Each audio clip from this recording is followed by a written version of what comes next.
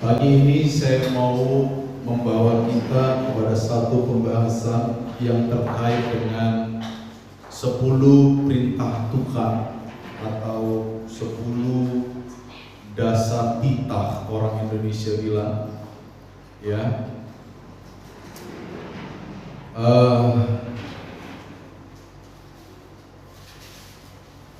Tetapi kita tidak akan membahas ini satu persatu. Saya ingin melihat ini dari sudut pandang apa kaitannya, atau lebih tepatnya kenapa Tuhan memberikan 10 hukum atau 10 dasar titah kepada orang Israel pada waktu mereka dalam perjalanan menuju tanah Kanaan, tepatnya di Gunung Sinai. Lalu apa kaitannya dengan kita hari ini? Itu yang akan saya bahas, saudara. Ya, jadi saya kasih judul relevansi teologis. Relevansi ini artinya keterkaitan. Apa keterkaitan pemberian 10 hukum Tuhan di Gunung Sinai kepada bangsa Israel dengan kita hari ini? Jadi itu isu yang akan kita bahas pagi ini. Ya, kenapa Tuhan memberikan 10 perintah Allah ini? Ya, baik. Nah, kita akan melihat, saudara-saudara, ya, pembahasan ini. Jadi 10 hukum Taurat yang diberikan kepada bangsa Israel itu dicatat di dalam 2 bagian. Sama, yang pertama di dalam Keluaran pasal 20 itu ayat 1 sampai 17. Lalu nanti, ya, di dalam kitab Ulangan, atau orang Ibrani bilang Sefer Devarim, ya, atau ucapan-ucapan, kitab ucapan-ucapan Musa. Ya, kitab Ulangan itu berisi ucapan-ucapan Musa kembali, ya.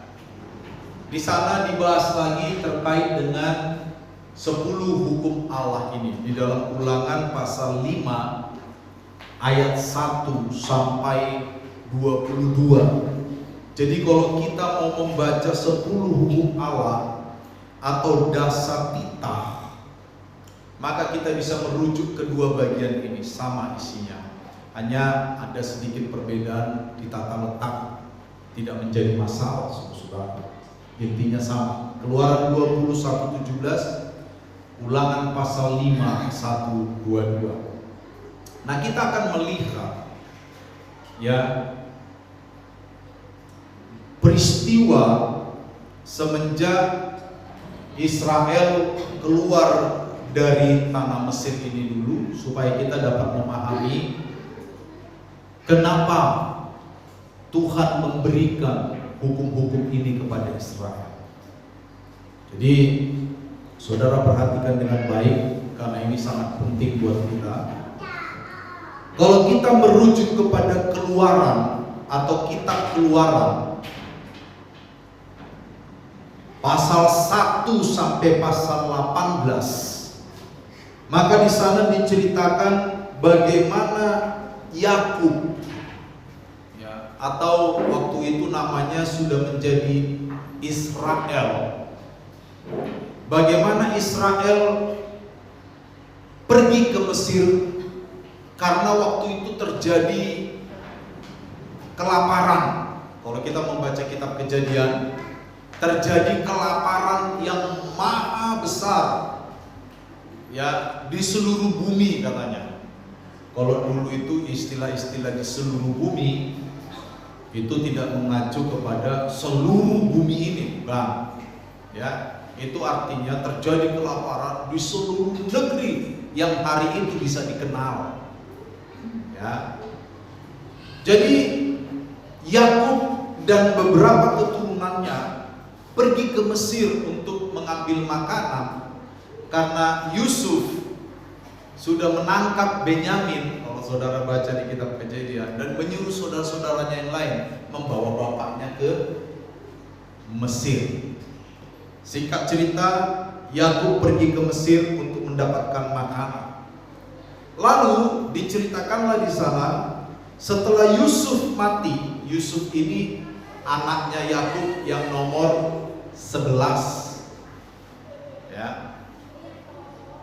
Mudah-mudahan Yakub yang di sini juga punya anak 12.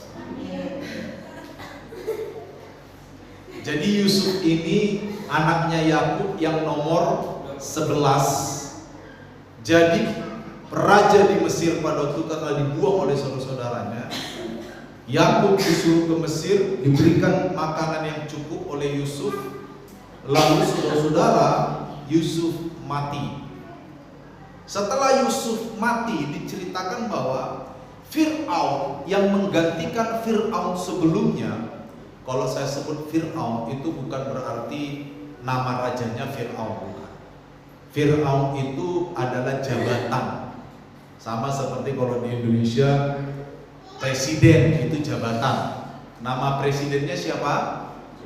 Jokowi. Jadi dulu Fir'aun itu bukan nama.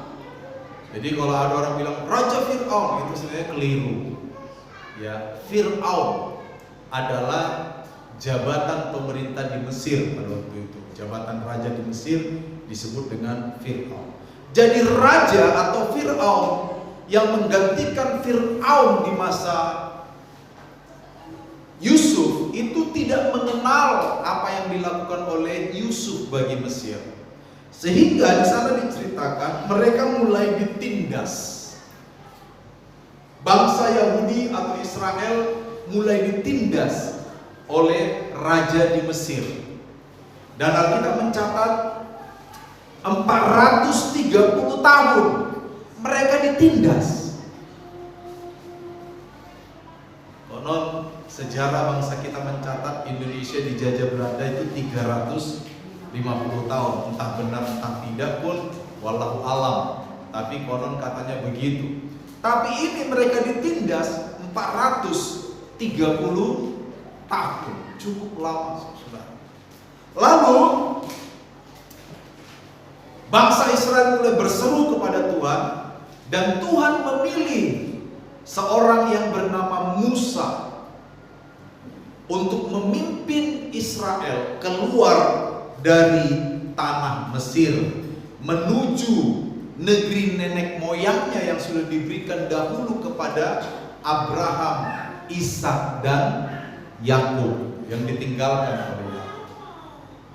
Mereka akan kembali ke tanah yang namanya tanah Kanaan. Ya. Jadi dipilihlah Musa sebagai pembebas. Israel keluar dari tanah Mesir menuju tanah Kanaan. Keluarnya Israel dari tanah Mesir itu disertai dengan tanda heran dan tanda mujizat yang menunjukkan penyertaan Allah. Ya, kita bisa baca itu dari Keluaran pasal 1 sampai Keluaran pasal 18. Ini ceritakan 18 pasal yang ini. Akhirnya Israel bisa keluar menyeberangi Laut Kosul, Laut Tabrau, dan sampailah mereka di gunung yang bernama Gunung Sinai. Ya, Gunung Sinai. Baru kita masuk ke pasal 19. Ya, kita masuk ke pasal 19. Keluaran pasal 19.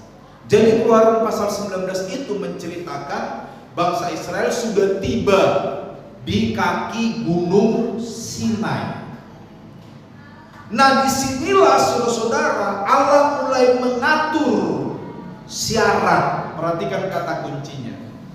Allah mulai mengatur syarat hubungannya secara resmi dengan Israel.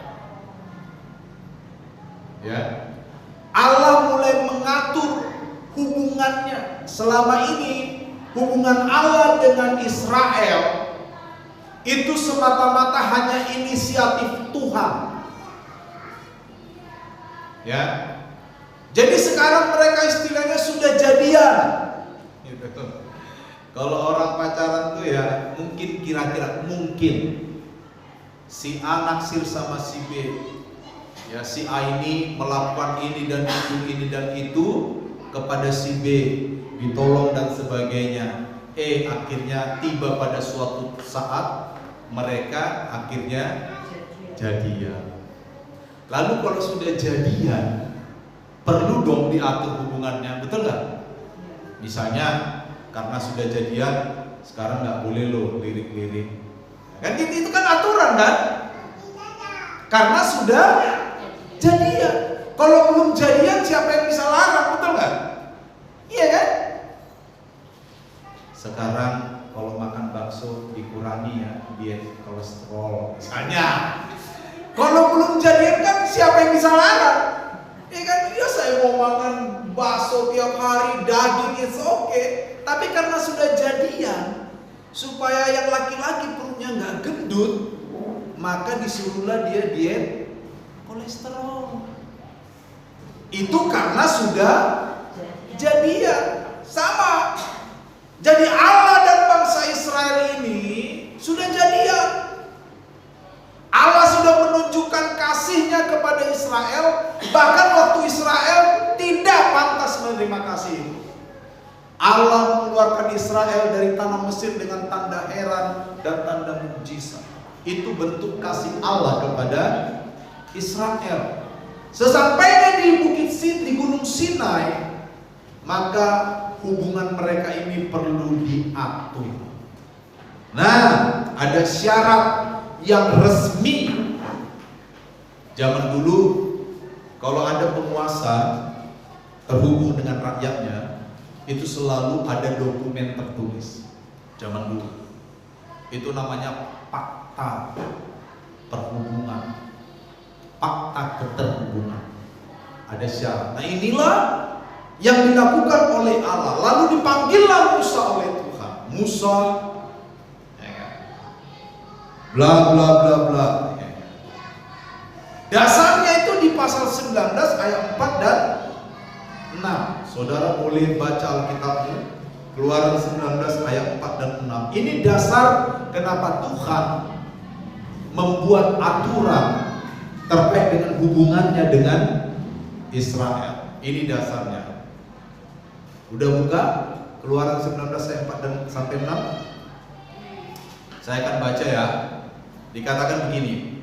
Kamu sendiri telah melihat apa yang kulakukan kepada orang Mesir, dan bagaimana aku telah mendukung kamu di atas sayap Raja Wali dan membawa kamu kepadaku. Ini Tuhan ngomong sama Israel.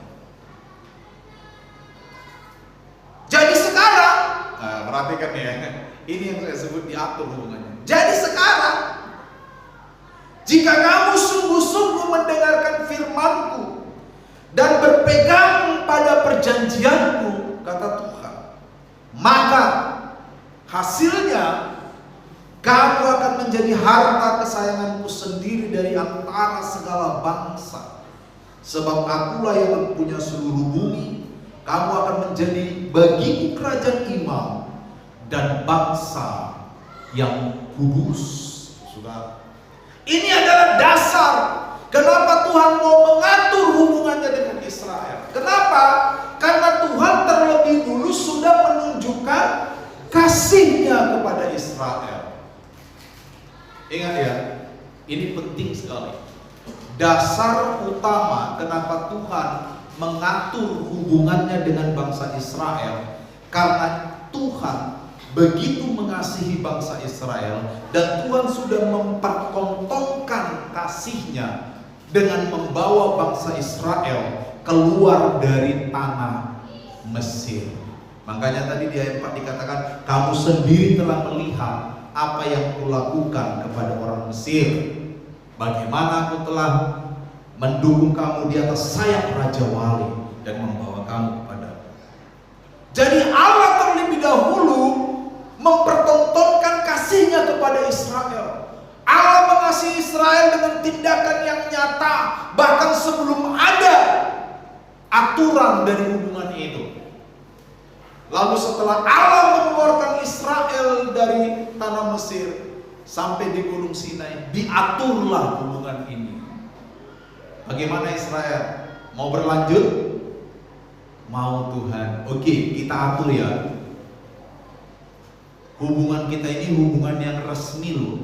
Jadi kalau hubungan yang resmi ada aturannya. Sepakat? Sepakat? Sama kayak suami istri. Udah suami istri masih mencela-mencela, ya gimana kan gitu kan? Betul gak? Udah jadi suami masih lirik sana lirik sini, ya gawat itu. Udah jadi istri masih begono begini, ya gawat itu.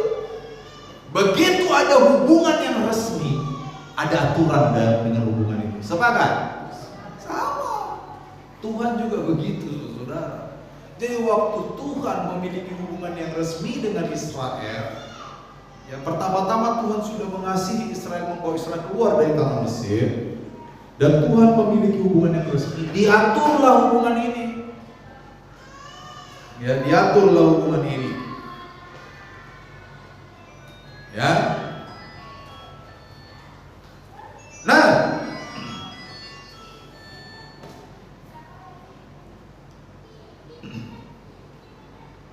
akhirnya saudara-saudara, setelah pasal 19, maka hubungan yang tadi mau diatur itu muncullah aturan, ya kan? Di pasal 20 itu muncul aturan di pasal 20. Tadi kan pasal 1 sampai 18 Tuhan menunjukkan kasih-Nya, betul nggak? Nih ditolong Israel, dikeluarkan dari Mesir dengan tanda heran dan tanda mukjizat, laut aja terbelah, Firaun dan tentaranya mati di tengah laut Tabrau, mereka dibebaskan dari perbudakan. Sampai di Gunung Sinai di pasal 19, Tuhan datang, Israel, aku menunjukkan kasihku kepadamu. Hubungan kita udah resmi sekarang. Karena udah resmi, kita bikin aturan. Nah, pasal 20 itulah bentuk aturannya. Ya, pasal 20 ini kembali diulang. Coba Kak, saudara lihat Keluaran 20 ayat 1 sampai 2. Itu kembali diulang. Iya kan? Diulang yang tadi, yang ayat 4 sampai 6 itu. Kan begini katanya. Lalu Allah mengucapkan segala firman ini, ayat 1.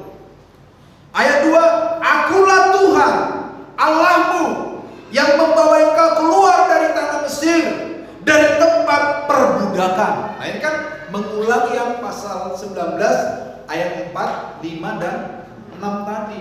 Diulang lagi. Hei Israel, kita bikin aturan ya dari hubungan kita. Oke Tuhan. Tak ingatkan lagi, akulah Tuhan Allahmu yang membawa engkau keluar dari tanah Mesir, dari tempat perbudakan. Karena aku Tuhan Allahmu, aturan pertama dan yang paling utama kata Tuhan, jangan ada padamu Allah lain di hadapanku. Ini aturan yang paling utama dari hubungan kita dengan Tuhan. Itu sama dengan hubungan suami istri. Aturan yang paling utama dalam hubungan suami istri apa? Jangan ada pria lain di hadapanku. Jangan ada wanita yang lain di hadapanku. Kalau kadang-kadang suami istilahnya bikin baju kotor, baju basah di kasur, ya sudahlah, kan gitu kan? Tapi kalau sudah ada wanita lain,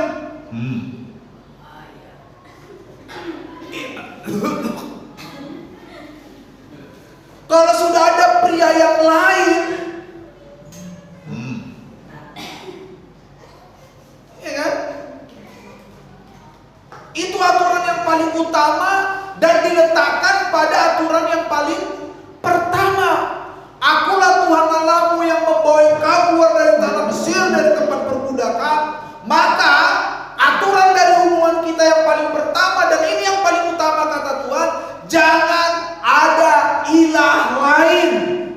hadapanku. Terjemahan Alkitab yang baru tampaknya memakai kata ilah. Ya, ini masih terjemahan Alkitab yang lama tahun 1972. Tahun 2023 kan sudah ada terjemahan Alkitab yang baru.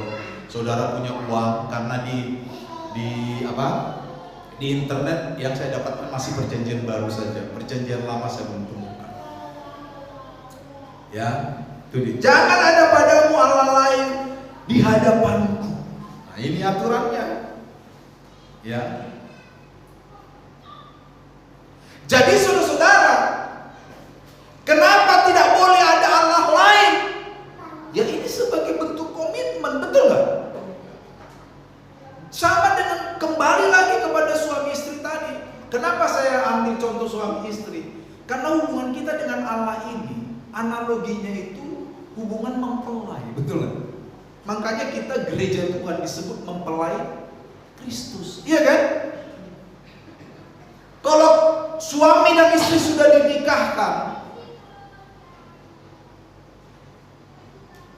untuk tidak melirik wanita lain atau untuk tidak melirik pria lain, itu komitmen.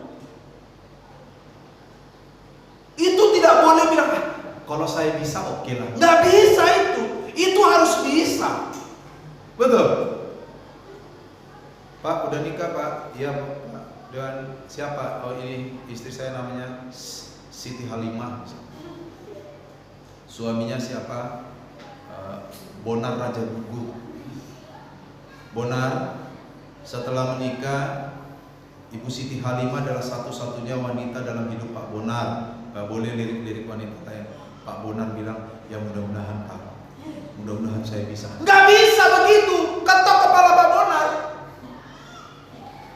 Langsung ambil sendok, ketok kepalanya, tok. Itu komitmen Pak Bonar. Tidak bisa kalau bilang ya mudah-mudahan, gak bisa. Harus bisa. Betul? Itu komitmen. Jadi ketika Tuhan berkata jangan ada Allah lain di hadapan, itu komitmen yang diminta. Kenapa 10 Taurat ini diberikan Tuhan? Ini bentuk komitmen. Tuhan sudah menunjukkan kasih-Nya kepada Israel. Mereka jadian. Setelah jadian harus ada komitmen yang jelas. Kan gitu kan? Hubungan itu selalu membutuhkan komitmen yang jelas. Kalau kita tarik sampai ke sini saudara-saudara, banyak yang bisa kita pelajari. Bergereja pun kita harus punya komitmen, betul nggak? Nggak bisa kita suka-suka kita gereja, nggak bisa juga. Harus ada komitmen. Kalau kita sudah berhubungan, ada hubungan apapun itu, selalu harus ada komitmen. Hubungan hutang misalnya. Kalau Anda hutang sama si A hutang sama si B, ada komitmen nggak? Komitmen apa? Bayar, betul nggak? Kalau perusahaan ada aturannya, bayarnya 30 ya, N/30. Itu kan Bu, ada istilah N/30 kan? Artinya harus dilunasi dalam 30 hari. Kalau lewat N/30 titik koma 3/100. Denda 3%. Itu kan bahasa-bahasa akuntansi kan? Gitu. Jadi kalau udah 31 hari, denda 3%, itu komitmen. Nggak bisa kita bilang, oh kejam banget kok, baru 1 hari kok udah denda 3%. Lah ini komitmen. Kalau kita melanggar komitmen, kita berdosa. Di dalam hubungan hutang piutang, kalau kita melanggar komitmen, kita diadukan ke polisi. Betul? Itu dia. Jadi setiap hubungan itu membutuhkan komitmen. Jadi waktu Allah terhubung dengan Israel, mereka jadian, maka diperlukan komitmen. Makanya diberikan 10 perintah Allah.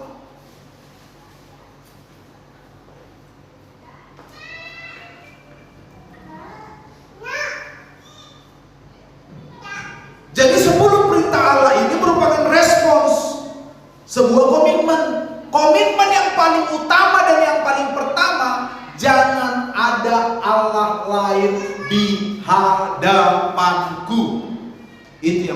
pertama dan utama. Oke? Sepakat? Jadi itulah yang hendak diseberangkan oleh Tuhan kepada bangsa Israel. Ya. Nah, komitmen ini bukan sebuah bayaran karena Tuhan sudah tolong Israel keluar dari Mesir, bukan. Komitmen ini bukan bayaran, tetapi komitmen ini adalah tindakan yang menentukan ini hubungan mau lanjut apa enggak, betul nggak? Ini hubungan mau lanjut apa enggak? Sama dengan suami istri tadi atau orang pacaran. Jangan simpan foto mantan ya. Oke. Buanglah mantan pada tempatnya. Oke. Ya kan? Komitmen, deal. Ternyata masih simpan foto mantan. Hubungan berlanjut nggak? Hah? Kira-kira hubungan apa yang enggak? Yes. Lu iya dong, nggak apa-apa dong, Bli, ya kan? Apri juga kan punya hak jawab.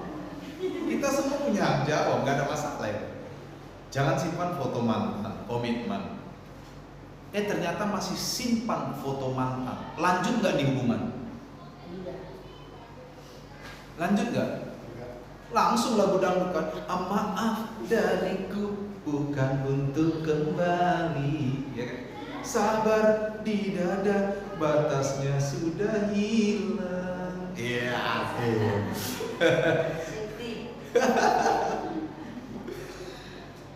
Sama. Jadi 10 perintah Allah ini adalah komitmen. Komitmen yang paling pertama dan utama, jangan ada Allah lain di hadapanku. Kalau komitmen ini dilanggar, ini hubungan mau lanjut apa enggak? Makanya di kitab Hosea satu kali Tuhan bilang sama Israel melalui Hosea, katakan kepada Israel, lo ami. Artinya apa? Mereka bukan umatku lagi. Mereka bukan. Kenapa? Karena Israel berzina dengan Allah yang lain. Ingat loh, ini penting sekali. Makanya perintah Allah atau 10 perintah Allah ini bukan bayaran Israel. Ini bukan karena aku sudah menolong kamu keluar dari tanah Mesir, maka bayar sekarang. Dengan apa? 10 perintah. Bukan. 10 perintah Allah ini justru menjadi komitmen untuk menentukan apakah hubungan ini akan berlanjut atau tidak. Kalau Israel taat kepada komitmen 10 komitmen ini, maka kasih Allah akan terus, akan sustain, akan terjadi kontinuitas, keberlangsungan, keberlanjutan kasih Tuhan. Tapi kalau bangsa Israel tidak menjaga komitmen ini, yaitu tadi, maka Tuhan akan meninggalkan Israel. Makanya dia pernah bilang, katakan kepada Israel, lo ami. Dan itu yang terjadi. Kalau kita baca kisah perjanjian lama, nanti seluruh Israel, 10 suku pertama dihajar oleh bangsa Asyur tahun 720 sebelum Masehi. Dan sampai sekarang kita nggak tahu kemana 10 suku itu. 2,5 suku lainnya yang tergabung dalam Yehuda itu dihajar oleh Babel tahun 585 sebelum Masehi. Untung mereka dihajar itu cuma 70 tahun dan balik ke Yerusalem. Iya kan? Kita bisa baca itu di kitab Esra, Nehemia, ya kan, Maleaki, Zakaria, Hagai. Untung balik karena waktu itu Tuhan mengangkat seorang raja Koresi, raja Asyur juga, menaklukkan Babel, dan raja Asyur, raja Kores membebaskan Israel. Untung begitu, saudara. Kenapa mereka diperbudak lagi oleh bangsa lain? Karena mereka melanggar komitmen ini, yang 10 devarim ini, 10 ucapan-ucapan ini, saudara-saudara. Jadi hati-hati melanggar komitmen itu selalu ada konsekuensinya. Kita tidak boleh hidup suka-suka kita, apalagi kita menjadi orang Kristen. Nggak bisa.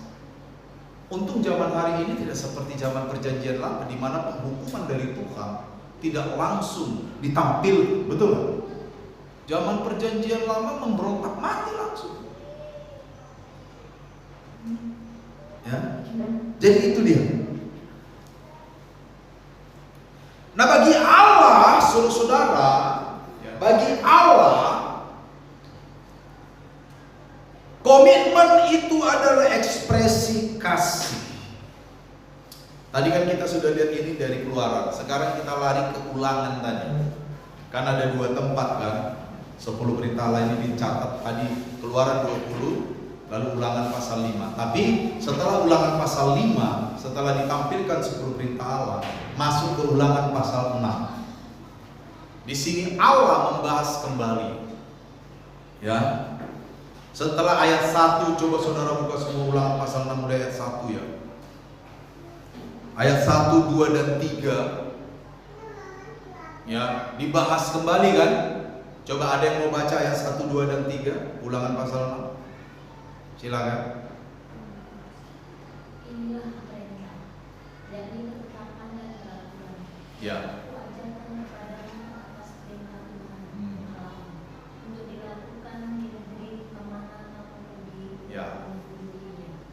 Supaya seumur hidupmu engkau dan anak cucumu takut akan Allah, akan Tuhan Allahmu, dan berpegang pada segala ketetapan dan perintahnya yang disampaikan kepadamu, dan supaya Ya. maka dengarlah hai orang Israel, Ya. lakukanlah itu dengan setia supaya baik keadaanmu dan supaya kamu menjadi sama banyak seperti yang Tuhan yang dijanjikan Tuhan Allah nenek moyangmu kepadamu di suatu negeri yang berlimpah-limpah susu dan minyak. Ya.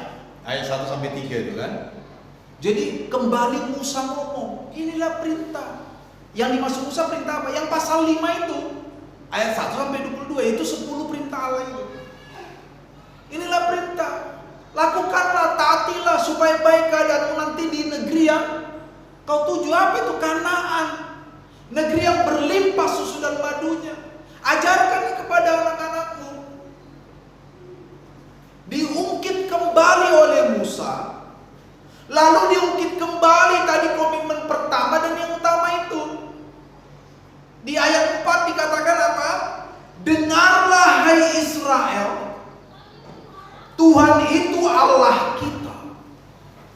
Tuhan itu Esa. Diungkit lagi kan? Akulah Tuhan Allahmu, jangan ada padamu Allah lain di hadapanku, kata Keluaran. Di Ulangan 6 ayat 4 ini diungkit itu. Ini loh yang paling utama tadi. Kenapa ini saya ungkit? Ya ayat 1 sampai 3 tadi. Iya kan? Tuhan memimpin engkau, Tuhan ini semua dijelaskan di sana. Ayat 4 dikatakan, dengarlah hai Israel, Tuhan itu Allah kita, Tuhan itu Esa. Ya.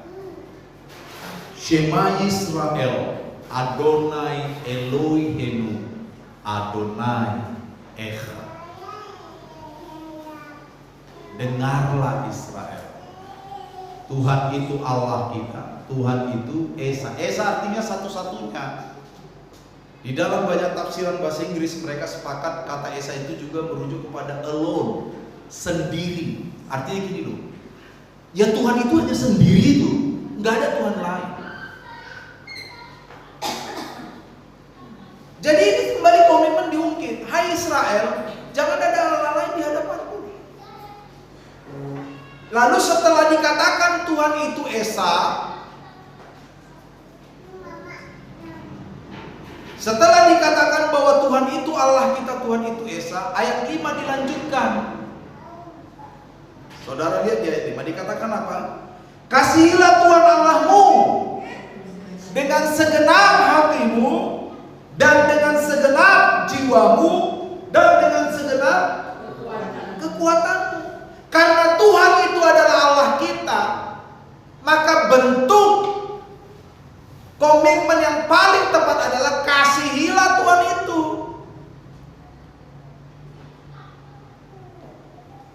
Ya, kasihilah Tuhan Allahmu. Vehavta et Adonai Eloheka. Kasihilah Tuhan Allahmu. Bekol levavta, dengan segenap hatimu. Ubekol nafseka, dengan segenap jiwamu. Ubekol meodeka, dengan segenap kekuatanmu. Kata kekuatan atau meodeka, kekuatanmu itu merujuk kepada dengan segenap sumber dayamu. Kasihi Tuhan dengan segenap sumber dayamu. Wah, ini dalam sebenarnya. Jadi saudara-saudara, waktu kita terhubung dengan Tuhan, maka komitmen yang kita harus ambil apa? Jangan ada Allah lain di hadapanmu. Itu kepada Israel. Karena jangan ada Allah lain di hadapanmu, maka respon yang paling tepat apa? Kasihilah Tuhan Allah. Ngasihinya bagaimana? Dengan segenap hatimu, dengan segenap jiwamu, dan dengan segenap kekuatanmu, dengan segenap resources, sumber dayamu. Ya, nah itu saudara-saudara. Jadi kenapa Tuhan memberikan 10 hukum Allah kepada Israel? Itu bentuk komitmen. Setiap hubungan harus ada komitmennya. Tidak ada hubungan resmi tidak punya komitmen, itu nggak ada. Waktu Israel dan Tuhan memiliki hubungan yang resmi antara Allah dan umatnya, ada komitmen. Hubungan itu bukan main-main. Itu bisa dimatikan loh, Pak. Apanya? Dimatikan bisa ya. Supaya nggak bunyi-bunyi. Ya. Jadi ketika Allah dan Israel memiliki hubungan, maka harus ada komitmen yang menyertai hubungan itu. Komitmennya ya 10 perintah Allah itu. Tapi yang paling utama dari 10 perintah Allah itu adalah jangan ada Allah lain di hadapanku. Karena hubungan kita udah resmi. Jangan ada Allah lain dong. Sama dengan suami istri tadi, hubungan sudah resmi, jangan ada pihak lain dong, betul? Tandanya bahwa tidak ada pihak lain, kasihilah Tuhan Allahmu dengan segenap hatimu, dengan segenap jiwamu, dengan segenap kekuatanmu. Ini simple sebenarnya. Kalau bahasa zaman sekarang tuh gini, jangan berbagi cinta. Amin. Saudara nggak ada yang aman, susah ini. Jangan berbagi cinta dengan yang lain. Betul? Jangan berbagi cinta dengan. Itu simpelnya itu kayak gitu. Tuhan bicara kepada Israel, hai Israel, Shema Israel, Adonai Elohenu, Adonai Echad. Tuhan itu Allahmu, dan Allahmu itu Dia satu-satunya. He is the only one. Nggak ada yang lain. Karena itu jangan berbagi cinta. Orang yang berbagi cinta berarti ada dua, bukan satu-satunya. Betul? Betul?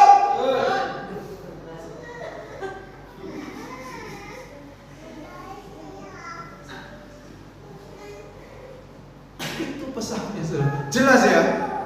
Kenapa Tuhan memberikan 10 hukum Allah ini jelas ya? Ini yang saya sebut tadi relevansi teologisnya bagi kita itu loh. Jadi ini bukan sekedar hafalkan 10 perintah Allah. Bagus Anda hafal 10 perintah Allah. Jangan ada Allah lain di hadapanku. Jangan membuat bagimu patung yang menyerupai apapun di langit, di bumi, bahkan di bawah bumi, bla bla bla. Jangan menyebut nama Allahmu dengan sembarangan. Ingat dan kuduskanlah hari Sabat, hormatilah ibu dan ibumu, supaya lanjut umurmu di tanah yang Tuhan berikan kepadamu. Jangan mencuri, jangan berzina, jangan berbohong. Apalagi itu, lupa saja. Pertanyaan yang paling mendasar adalah, kenapa saya tidak boleh berzina? Kenapa saya tidak boleh mencuri? Kenapa saya tidak boleh berbohong? Kenapa saya harus menguduskan hari Sabat? Kenapa saya harus menghormati ayah dan ibuku? Kenapa aku tidak boleh mengingini hak sesamaku? Kenapa aku tidak boleh berdusta? Jawabannya jelas. Karena Allahku adalah Tuhan dan Dia satu-satunya. Dan itu adalah bentuk cintaku kepada Tuhan. Karena kalau aku berbohong, itu sama dengan menodai cintaku kepada Tuhan. Dan aku menyembah Allah lain, hatiku mendua. Betul? Jangan ikuti lagunya Ungu, ya kan? Apa tuh lagunya Ungu? Ya kan? Atau lagu dangdut lagi. Saya kok suka lagu dangdut ya? Padahal saya senang nggak suka. Jadikan aku yang bukan lagu dangdut gitu ya. Nggak ada itu yang kedua di hadapan Tuhan.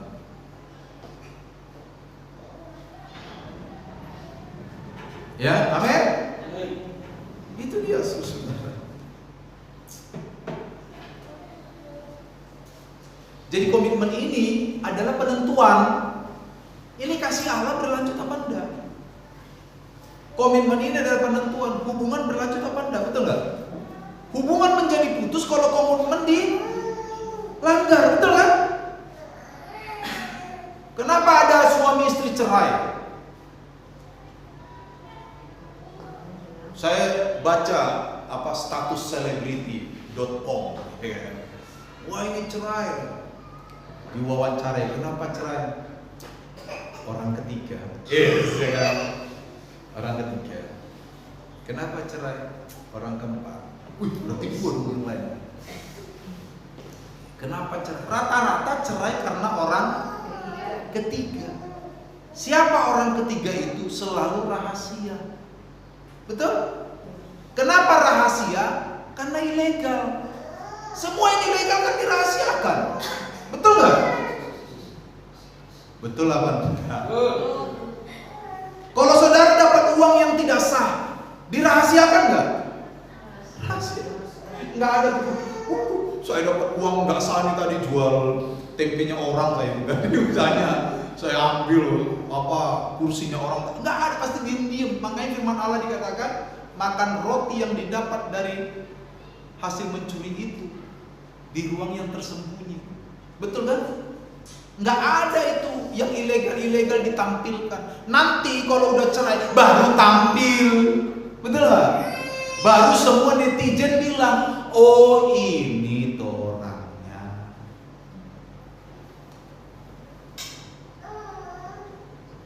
Ya, jadi sekali lagi saudara, kenapa Allah memberikan 10 hukum Tuhan kepada bangsa Israel? Untuk mengatur hubungannya yang lebih dahulu diinisiasi oleh Allah tuh. Allah sudah membawa mereka keluar dari Mesir, pertontonkan kasih Allah yang luar biasa dengan tanda heran dan tanda mukjizat, sampai di Gunung Sinai. Perlu diatur hubungan ini. Mau lanjut apa enggak ke tanah Kanaan, kan gitu kan? Lanjut Tuhan, ada aturannya. Diberikanlah 10 hukum Allah, dan yang paling penting dan utama, kasih akulah Tuhan Allahmu, jangan ada Allah lain di hadapanku.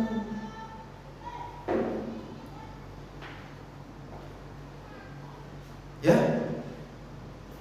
Lalu kalau tidak ada Allah lain, seperti yang tadi saya katakan, respons tindakan kasih kita atau bukti bahwa kasih kita, kasihilah Tuhanmu itu. Jangan bagi cintamu dengan yang lain.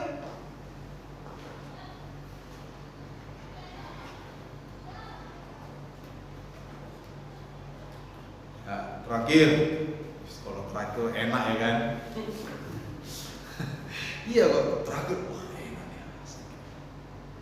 Jadi apa relevansi teologisnya kepada kita? Itu kan tadi kepada orang Israel kan? Kepada kita apa makna teologisnya?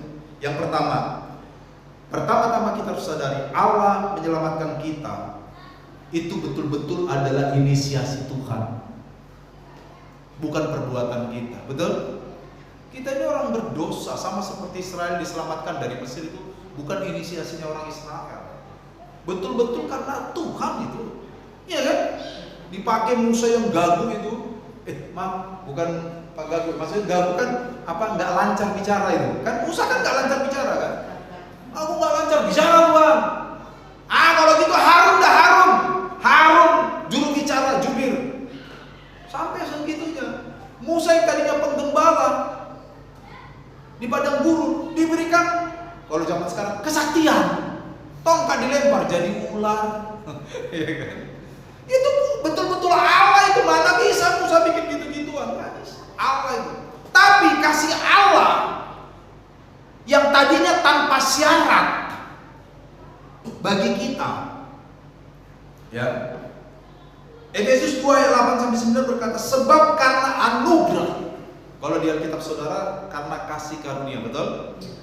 Di Alkitab terjemahan baru yang kedua yang terbaru itu anugerah. Sebab karena anugerah kamu diselamatkan oleh iman. Itu bukan hasil usahamu, tetapi pemberian Allah. Itu bukan hasil pekerjaanmu. Di Alkitab saudara, jangan ada orang yang, di dalam terjemahan yang paling baru dikatakan, supaya tidak ada orang yang memegahkan diri. Itu betul-betul inisiasi Tuhan loh. Keselamatanmu dan keselamatanku betul-betul awalnya itu dari Tuhan.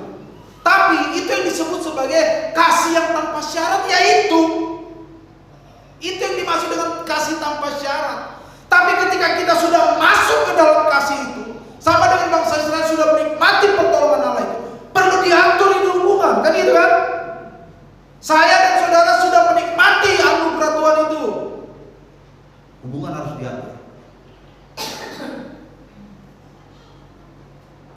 Makanya saudara, di dalam Filipi pasal 2 ayat 12, sekalipun orang-orang Filipi sudah diselamatkan menerima Yesus, dikatakan apa oleh Paulus? Saudara-saudara yang terkasih, kamu memang senantiasa taat. Karena itu, tetaplah kerjakan keselamatanmu dengan takut dan gentar. Ada aturan, perlu sustainitas, perlu kontinuitas, keberlangsungan. Saya memang diselamatkan pertama-tama karena iman. Ini yang oleh Paulus bilang, ya, atau oleh Agustinus, salah satu sola, itu sola fide, hanya karena iman. Itu kan hasil olah pikirnya Agustinus. Sola fide, hanya karena iman. Betul, tapi Yakobus melanjutkan, setelah iman diperlukan perbuatan. Karena iman tanpa perbuatan kosong, mati. Kata yang dipakai di kitab Yakobus itu nekros. Nekros adalah istilah Yunani yang paling umum untuk menunjuk orang mati, mayat. Nggak bisa apa-apa iman tanpa perbuatan itu. Pertama-tama memang kita hanya butuh iman. Itu yang disebut kasih karunia Allah tadi, atau anugerah dalam terjemahan baru. Anugerah Allah. Saya diselamatkan memang karena anugerah Allah, karena inisiasi Tuhan. Tapi setelah saya diselamatkan, perlu ada aturan dari keselamatan itu. Makanya jangan bilang yang penting jadi orang Kristen, lu mabok, main judi, rokok, apa semua aman. Enggak aman hidupmu, bro. Di luar sana kan banyak orang Kristen kayak gitu. Yang penting saya Kristen, aman saya. Natal saya ke gereja ya kristal. Kristen? Kalau gitu selain Natal, Paskah, Krislam, Kristen kapal selam, kadang timbul, kadang lebih lama tenggelam. Karena kapal selam itu lebih lama tenggelam ya. Dia jarang timbulnya. Makanya timbulnya 2 kali setahun tuh. Jangan bilang yang penting saya Kristen, saya sudah diselamatkan Tuhan. Betul Anda dan saya diselamatkan Tuhan. Tapi itu pertamanya itu disebut anugerah, inisiasi Allah. Setelah saya menerima keselamatan, perlu ada aturan dalam keselamatan itu. Ini yang saya sebut sebagai relevansi teologis pemberian 10 hukum Allah. Sama dengan Israel kan. Orang Israel diselamatkan keluar dari Mesir. Tapi sebelum mereka tiba di tanah Kanaan, Tuhan berhenti dulu di Sinai. Berhenti dulu. Saya sudah begini. Mau lanjut? Lanjut Tuhan, sampai kanan. Oke, ada aturannya. Akulah Tuhan Allahmu. No other God before me. Jangan ada Allah lain di hadapanku. Oke Tuhan, kalau gitu jangan bagi cintamu. Kasihilah Tuhan Allahmu dengan segenap hatimu, dengan segenap jiwamu, dengan segenap kekuatanmu, dengan segenap sumber dayamu. Jangan bagi cintamu dengan yang lain. Bagaimana cara saya tidak membagi cinta Tuhan? Baru yang kedua, jangan membuat bagimu patung. Jangan menyebut nama Tuhan Allahmu dengan sembarangan. Ingat dan kuduskanlah hari Sabat. Hormatilah ayahmu dan ibumu. Jangan manako. Bahasa Batak itu. Jangan mencuri. Ya kan? Manako itu bahasa Batak, mencuri. Jangan berzina. Jangan berdusta. Jangan mengingini sesamamu. Apalagi satu lagi itu lupa. Apa kok itulah nanti kita cari. Itu. Bagaimana cara kita tidak membagi cinta? Yaitu tadi. Ya kan? Sama seperti sekarang. Aku sudah menerima anugerah keselamatan. Yes, amin, 100%. Kita menerima keselamatan. Betul. Dan itu adalah karena kasih karunia atau anugerah. Betul. Sola fide. Betul, hanya karena iman. Tapi setelah saya menerima keselamatan, bukti bahwa saya tidak membagi cinta saya kepada Yesus itu apa? Ya jangan melakukan hal-hal yang tidak berkenan kepada Tuhan. Sepakat? Itu sama dengan suami istri kan? Yang I love you pun, kulihat ke barat wajahmu, yang ke timur juga wajahmu, selatan ada wajahmu, utara pun wajahmu. Tapi tiap hari pulang malam misalnya, atau tiap hari pulangnya mabuk. Lagunya gara-gara sebotol minuman, aku jalan sempoyongan. Dia malam segitu, judi nggak berhenti. Kira-kira betul nggak dia cinta istrinya itu? Atau hanya ucapan di semata? Atau hanya manisnya mulut? Makanya kan suatu hari kan Tuhan tegur Israel kan, mulutmu memuji-muji aku, hatimu jauh daripada. Loh, itu fakta-fakta rohani yang kita bisa peroleh dari pembacaan Alkitab itu. Dan itu terjadi hari ini. Menganggap bahwa saya diselamatkan Tuhan karena saya orang Kristen.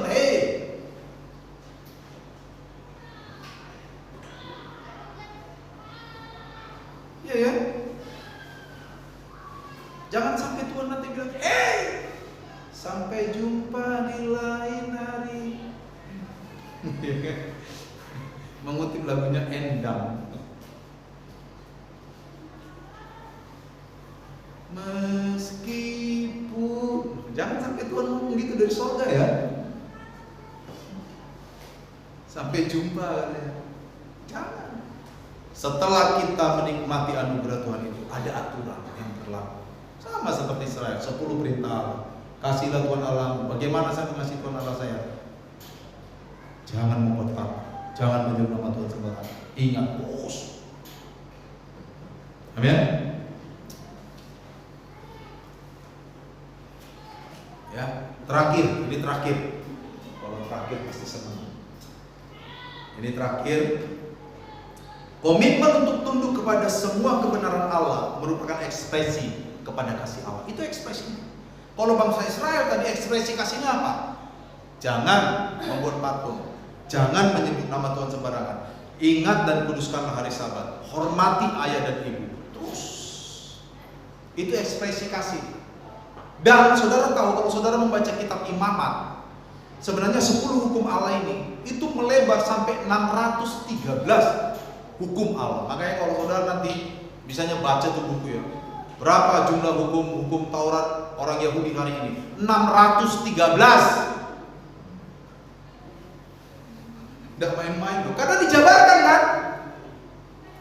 Dijabarkan, baca kitab Imamat, dijabarkan nggak? Jangan menyentuh binatang yang mati, kan gitu kan? Itu hukum, coba dijumlahkan tuh 613 loh. Kalau hari Sabat kamu nggak boleh jalan lebih dari 1 mil. Itu semua dijabarkan. Dan 613, bukan hanya 10 sebenarnya. Jangan bilang orang Israel cuma 10, Pak, enak betul, kita banyak betul, nggak boleh mabuk, nggak boleh judi, nggak boleh. 11 Pak, lebih banyak. 613.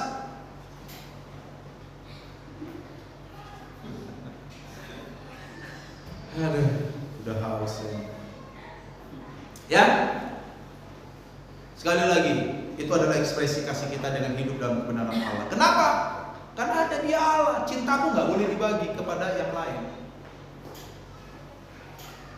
Nanti Yesus mengutip lagi Ulangan pasal 6 ayat 4 dan 5. Waktu orang Farisi tanya, Guru, Rabuni, apa hukum yang paling utama? Lalu Yesus mengutip ini, coba lihat Markus pasal 12. Semua buka Markus pasal 12 ayat 29 dan 30 itu. Dikatakan apa? Ada seorang boleh baca Markus 12 29 30. Markus 12 29 30.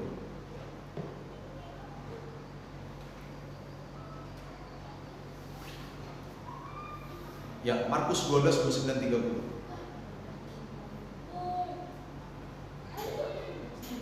Silakan dibacakan. Jangan malu-malu. Yesus, hukum yang terutama ialah, dengarlah hai orang Israel, Tuhan Allah kita, Tuhan itu Esa. Kasihilah Tuhan Allahmu dengan segenap hatimu, dan dengan segenap jiwamu, dan dengan segenap akal budimu, dan dengan segenap kekuatanmu. Nah, ini kan diulang kan, Ulangan pasal 6 itu kan. Di dalam terjemahan yang paling baru dikatakan ini, perintah yang terutama, itu ada hukum kan. Lalu dikatakan, dengarlah Israel, Tuhanlah Allah kita, ditambahin lah di sini. Jadi kalau di dalam terjemahan tahun 1972, Tuhan Allah kita, betul? Terjemahan yang paling baru 2023, Tuhanlah Allah kita. Itu sesuai dengan teks Ibraninya kan, Adonai Elohenu.